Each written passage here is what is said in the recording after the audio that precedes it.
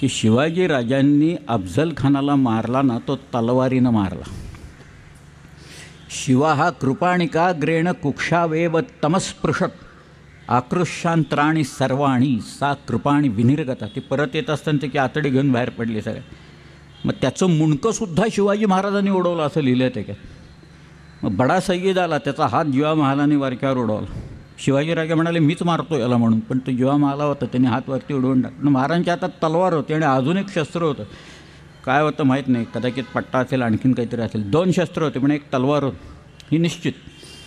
तलवारीनंच मारलं त्यांनी. तलवारीनंच तलवारीचा घाव वाढवता येत. अफजल खानांनी तलवारीनंच मारलं. अफजल खानाची तलवार जी जप्त केली तिथं, शिवाजीराजांनी जी काही शस्त्र मिळाली ती अफजल खानाची तलवार ही ज्या वेळेला रायगड पडला त्यावेळेला औरंगजेबाने नेली 89मध्ये, याला मारला 59मध्ये.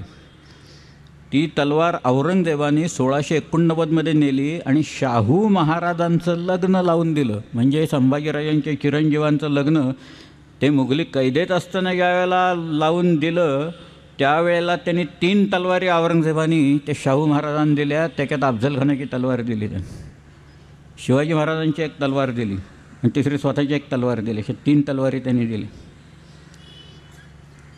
त्या सगळे मुघली कागदपत्रात नोंदी आहेत या सगळ्या. अकबराती दरबारी मोहल्ला त्याच्यात या नोंदी आहेत, मी सांगतो आहे ते.